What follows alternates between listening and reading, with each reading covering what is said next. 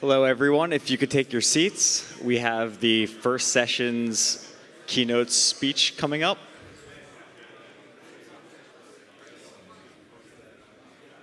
I'd like to first off thank everyone for attending the first annual Cyber Investing Summit. This event was created with the idea in mind that it was very important to bring together both the investing community as well as cybersecurity experts. As you've probably seen from the presentations already today, we've had a wide range of professionals from the cybersecurity space. So the idea for this event was to bring together professionals from the cybersecurity space as well as the investing community. This has been a very growing and critical spot of the investing community, as well as our personal safety, our company's safety, and those around the world. Part of this project is to familiarize everyone with the players involved, and who more important to speak on this subject matter than those protecting every single one of our individual and national safety concerns. Essentially, we've had cybersecurity companies here talking about what they've done for their clients, and this is someone that everyone in this room is their client. So we have Suzanne Spaulding, Undersecretary for the National Protection and Programs Directorate at the Department of Homeland Security. Suzanne has spent roughly 25 years working on national security issues. These initiatives include leading or serving on commissions on cybersecurity, terrorism, weapons of mass destruction, and homeland security, among many other things, which I'll let her speak to you about, as well as Dr. Phyllis Schneck, the Deputy Undersecretary for Cybersecurity and Communications, National Protection and Programs Directorate at the Department of Homeland Security.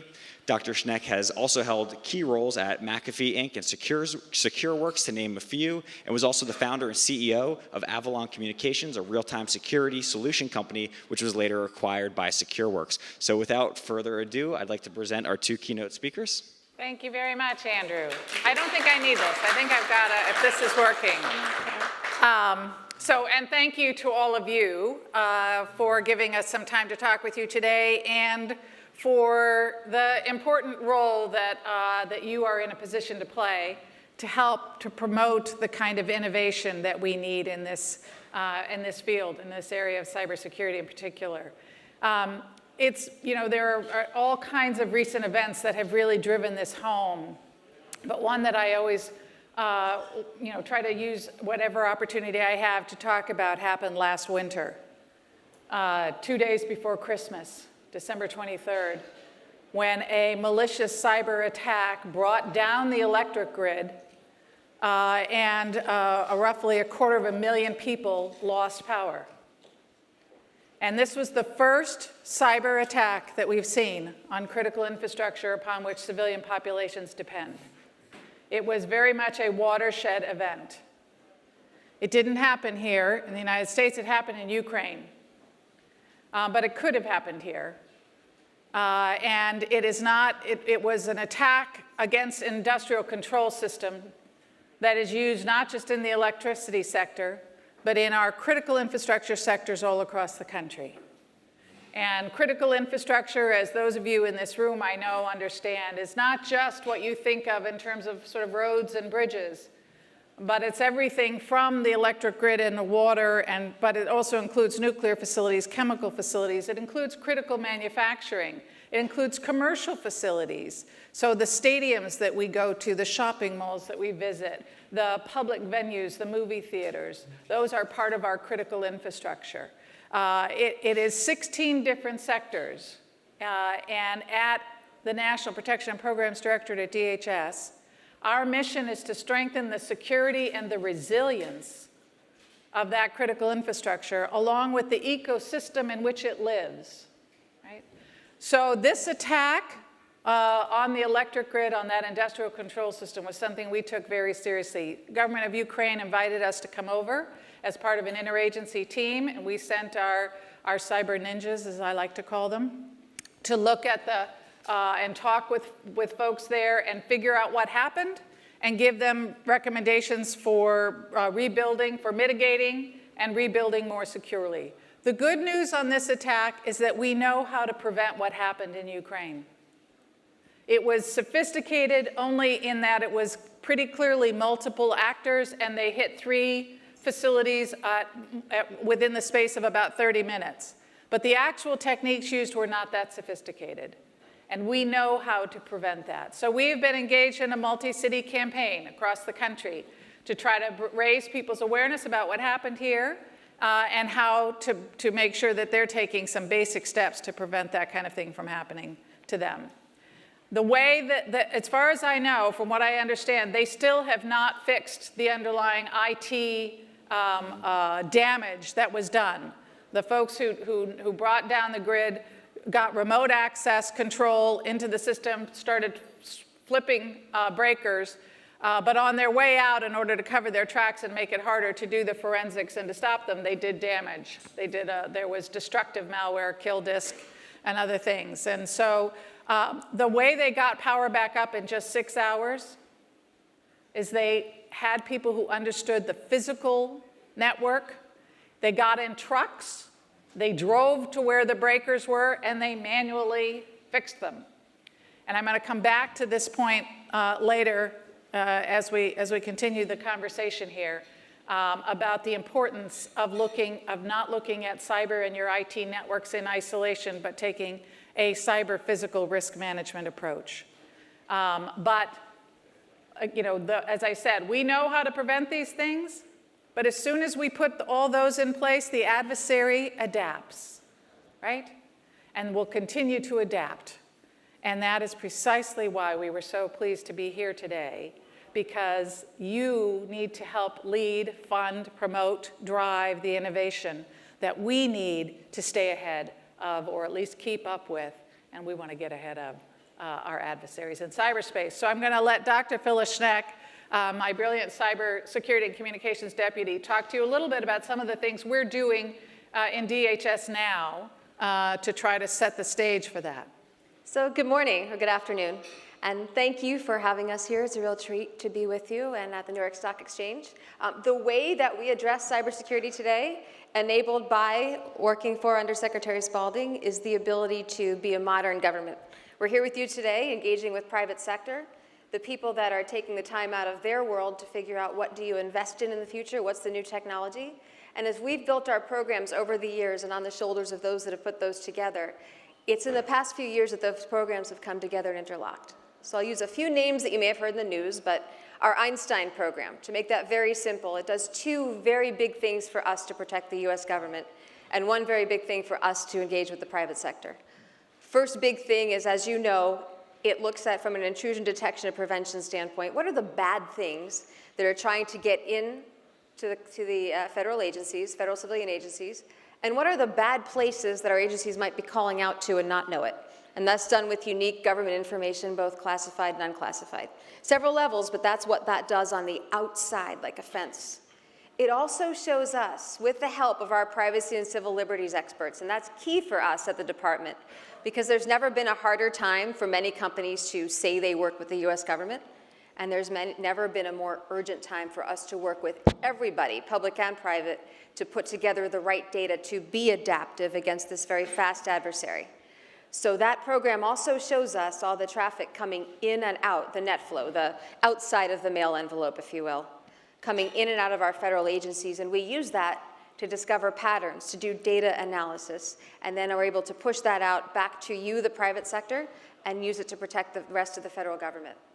The second big program we have is called Continuous Diagnostics and Mitigation. You don't need to write that down or remember that long name, but remember that's where we take your tools from the private sector and bring them into our federal agencies and let them report out 24/7 on all the events they're seeing inside the agencies. And we put that together with all the data we're seeing from what's going on in the whole world around our agencies, create more situational awareness. I call that the weather map inside.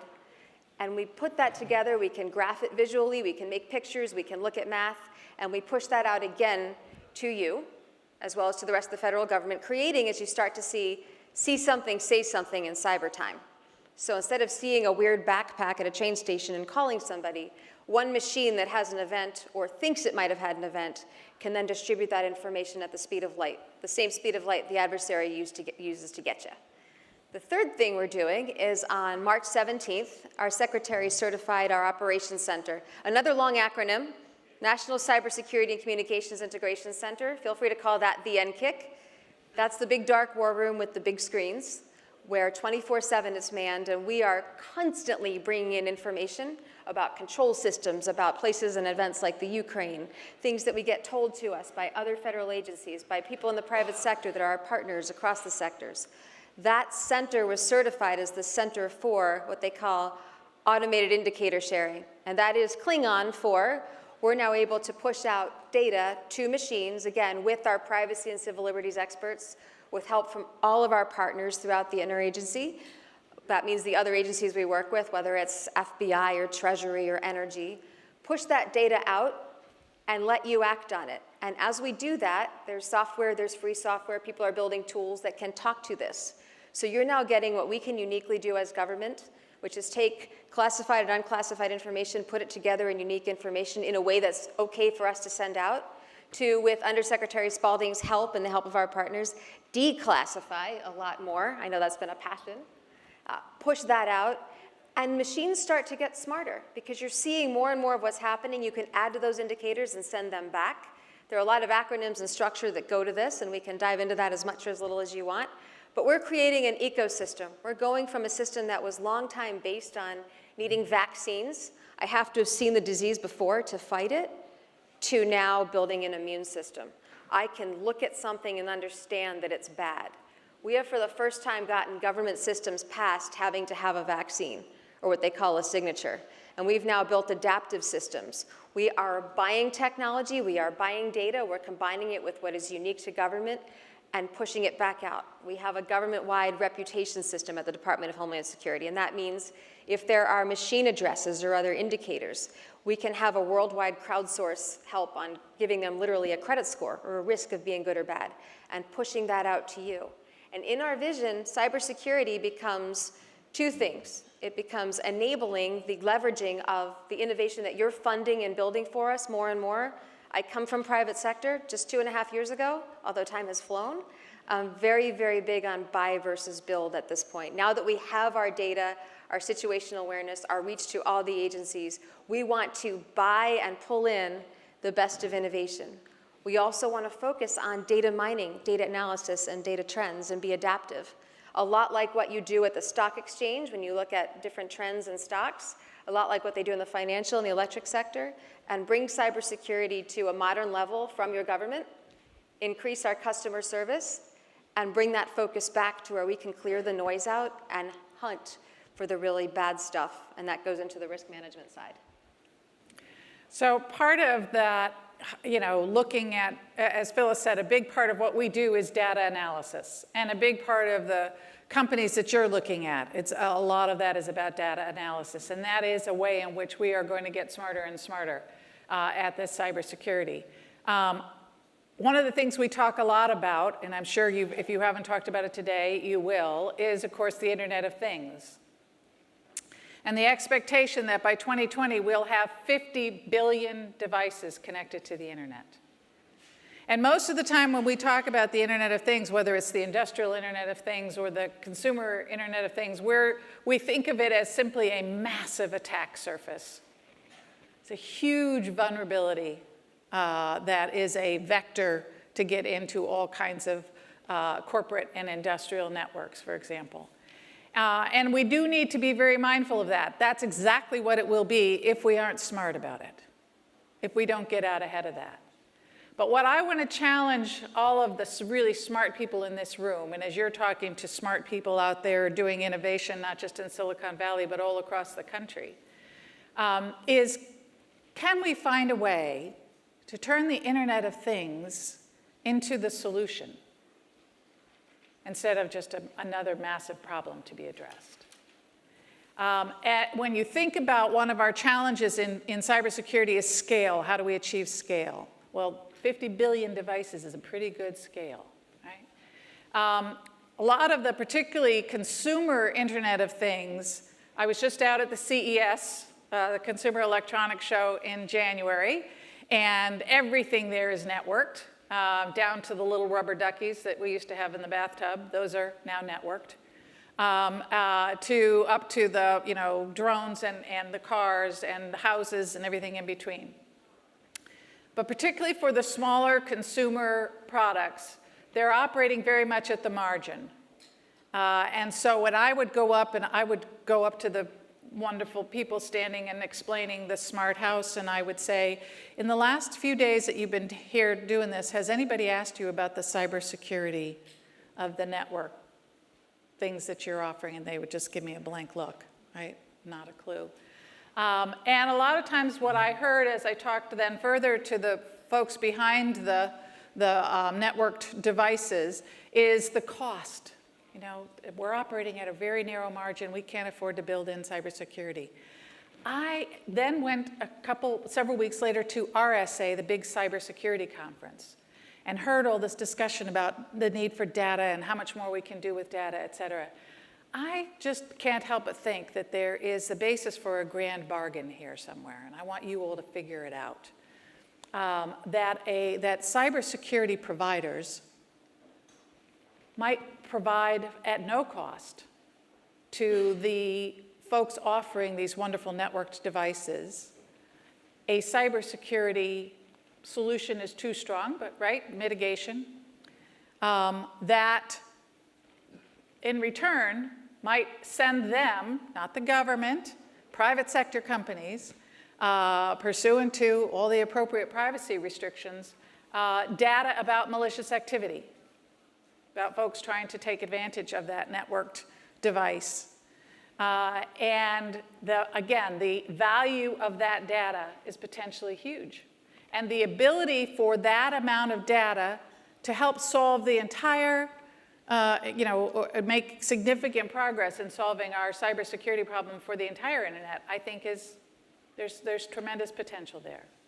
So I talk about that when I'm out because there are a lot of smart people out there who perhaps can take that idea. But part of what I'm asking folks to think about is we need to be building in one way or another.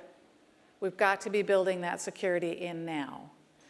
The Internet of Things also is the most obvious area where we see that convergence of cyber and physical, right? And so I talked about that in the Ukraine incident, but the lines are blurring. And yet, most of the companies that you'll be hearing from and talking to are looking at the ICT networks. They're looking at information and communication technology. And the solution that they're going to reach for is going to be that technology solution in that context. And what I would urge you to do is to recognize that across that risk management spectrum, threat, vulnerability, consequence, and mitigation, you need to be thinking both cyber and physical. There are physical threats that can disrupt your internet, right? Whether it's somebody getting access to your server room or it's a natural disaster or sabotage. We know cyber threats cause physical consequences. There are people, process, and governance vulnerabilities that need to be addressed to protect your cybersecurity. Consequences of both physical and cyber. That means mitigation can also be both physical and cyber. And what we have found as we've looked across the sectors is that sometimes the most cost-effective return on investment for addressing the risk of a significant cyber disruption is to put in a hand crank, is to have physical redundancy. And so, again, as an investor looking at some whiz-bang idea that someone comes to you with, one of the things you might want to think about is there a much cheaper physical solution to this problem? And if there is, you may not want to invest. Again, I think we have to look at this in a holistic way. It's one of the things that I'm trying to do in our organization at DHS is to change the way we're organized to try to break down stovepipes around cyber and physical security. And we're also working with Congress to try to change our name. National Protection and Programs Directorate tells you nothing about what we do. So I would like to see something more like Cyber and Infrastructure Protection Agency. And the Secretary would like to stand us up as the first new operational component at the Department of Homeland Security. So should we open it up for questions? Yeah. Yes. Excellent. Heard from, actually, I'm impressed with what you guys are doing, to be honest with you. Your titles don't describe the magnitude of the work that you do. So, Dr.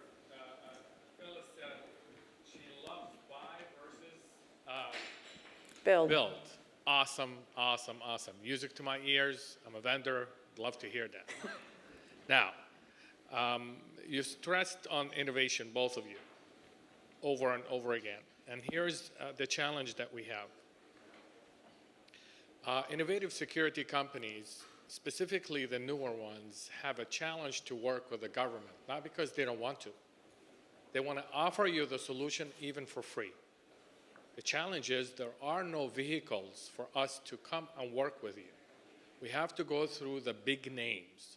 And to get to the big names, it's like climbing the mountain of Everest. You don't know who to call, where to go, and what to do.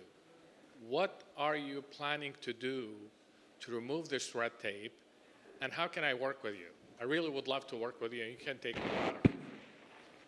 So the department has a private sector office, and that is a really good entry point to come in to determine what sorts of business opportunities might be available in the department. And it is there particularly to help small and medium-sized businesses to break through. Our Office of Science and Technology, particularly on sort of cutting edge, more research-oriented work, also does a lot of work, and we work with them, obviously, to kind of let them know what our operational requirements are. We are streamlining our acquisition processes to try to make that a more, less opaque, a more transparent and cumbersome process. So those are three things that I would say, maybe that was four, right off the bat. Phyllis? I'll add one more. So when I came in from private sector, I think I've been causing trouble for 2.5 years. This was something that we looked at very closely because there's a lot of good technology out there we want to see. And there are a lot of, as I learned the hard and the easy way, a lot of weird government restrictions that block you from making some common sense discussions happen. So what we've done is created processes. We got everyone in the same room. Legal, procurement, understand my vocabulary now, contracting, we've learned them all. We've brought them in, the finance folks, the science folks, and said, we want to have a process where we can get to see companies, but also respect the rules which keep government good government for you, which is you can't favor one company over another. So if I happen to know one, it doesn't mean they get a meeting first, even though that's human nature. So we're very careful to follow the process through all the offices that the Undersecretary mentioned. But one of our processes that works with this is when companies come in, they go through a process where they get screened through all the normal actors, only it happens faster than it would have before. And we are given every quarter a large set of technologies anonymized without your name on it. And we go through, and not just myself, but 10, 11 other people on the technical side, look at which ones do we think would fit here. I've actually sent some over to our Office of the CIO. We work very closely with our Office of the CIO because DHS.gov is the world's best petri dish. So the things that they learn and can teach us about what's attacking that network can help us protect you. So we are doing everything we can to get out more and more in front of the private sector and to be able to discuss our challenges with the people that can actually solve them. And that's why I'm so big on buy versus build. It's faster and it's better, but government has a very unique and good role to play, not only in coordinating all of this, but in some very unique information that we're finding the right way to get to you, believe it or not. This question is about application security rather than network security. DHS is collaborating with Underwriters Laboratory to test and certify software that is embedded in medical devices, refrigerators, and other Internet of Things. It's a bit of a controversial topic, but it seems like DHS is committed to it. I have two questions. One is, what's the timetable to make this a reality?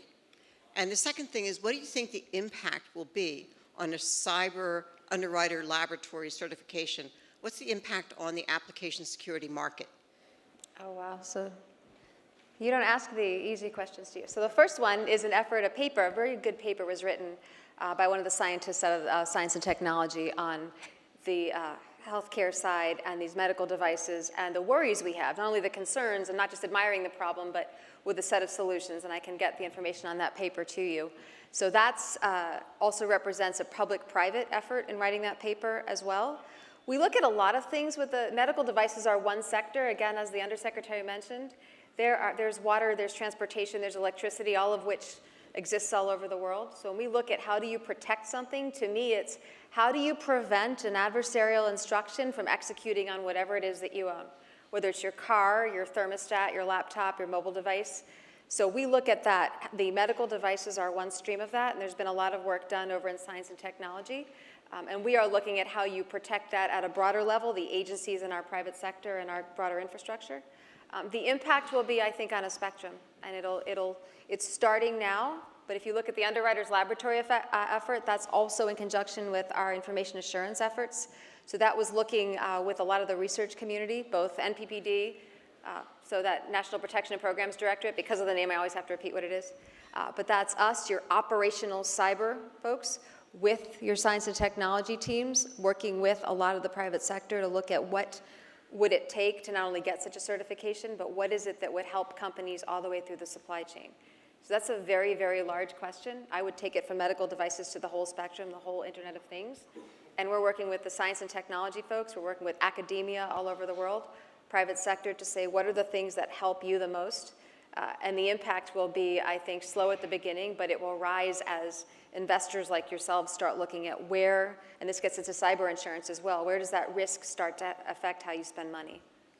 And I can talk about that more after. I know you're very, very good at this stuff.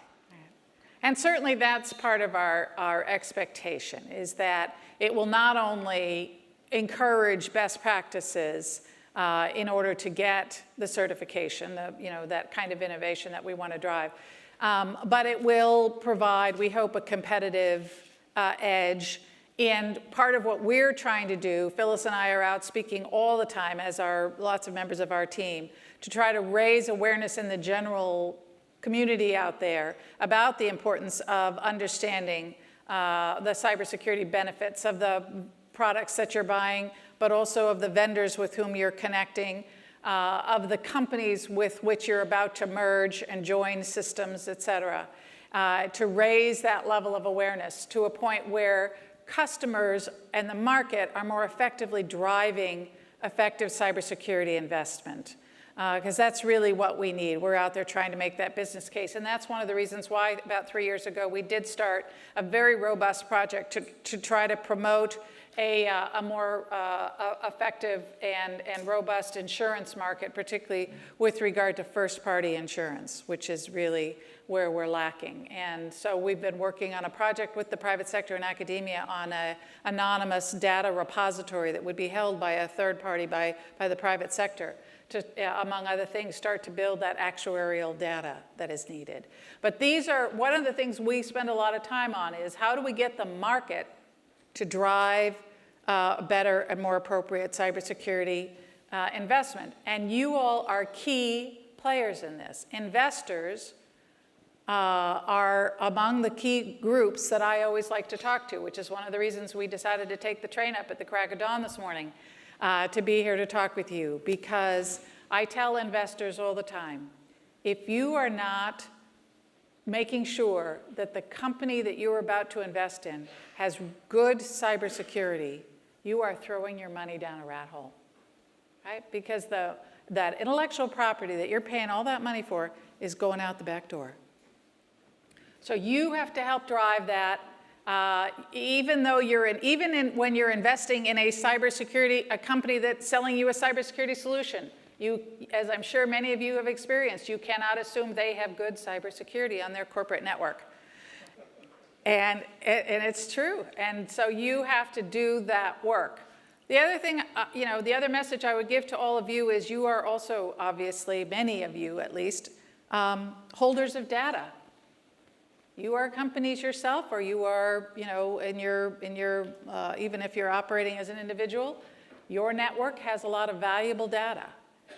So you too need to be making sure that you're implementing good cybersecurity practices. But I'm a lawyer in recovery, and I talk to my friends in the Bar Association all the time, particularly those lawyers that are doing transaction work and do due diligence for mergers and acquisitions, that they have to include cybersecurity in that.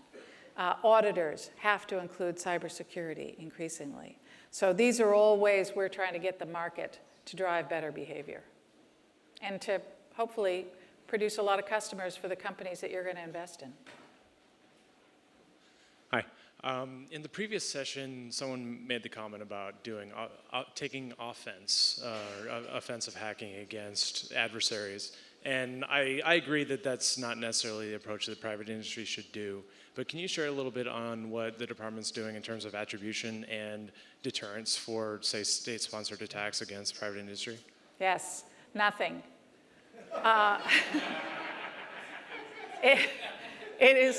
That's not true. NPPD, National Protection Programs Directorate, the group that Phyllis and I have the honor to lead, we don't have the role, that's not part of our mission.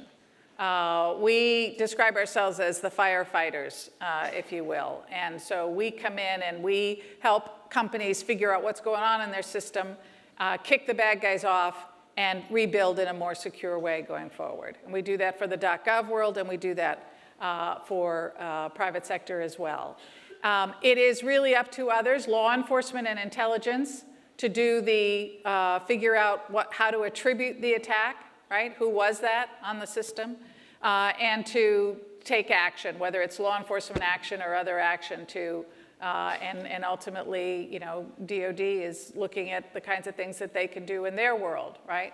But that's not what we do. We do have at the department a couple of outstanding law enforcement organizations, including the U.S. Secret Service, which does law enforcement, particularly around financial crimes on the internet, and they have an amazing expertise with respect to organized crime, particularly Russian organized crime, some of the most sophisticated players we see out there. And also our ICE, Immigration Customs Enforcement, HSI, Homeland Security investigators, who do a lot of work around cyber-enabled crime. So we've got that law enforcement piece in the department, but it's not at NPPD, right? So I think the work we do is also about deterring malicious activity, because deterring malicious activity is altering the cost-benefit analysis. We're trying to change behavior. And so a lot of what we do and what you're going to be looking at and talking about is ways to raise the cost for the adversary. I talked about how we know how to prevent what happened in Ukraine, but the adversary can adapt. But adapting costs money. Right now, the adversary can use the same infrastructure and the same malware over and over and over and over again. It's really cheap and it's easy for them because we're not sharing information effectively and efficiently enough. When we get this network of networks in place that Congress authorized and gave us special authorities for in the Cybersecurity Act of 2015, where we can offer liability protections for private sector companies that share cyber threat indicators with us and with each other. And so we have these multiple networks that are connected machine to machine. That will raise the cost for the adversary, because as soon as they try something, one of the nodes in that network of networks will sense it and send it out to everybody else, like a bolo alert, right? And so the adversary maybe will get away with something once, but only once. Then they have to change it. And it may be, not a huge deal to them to change it, but again, it's a one-time use. So we're raising the costs, and I think that deters activity.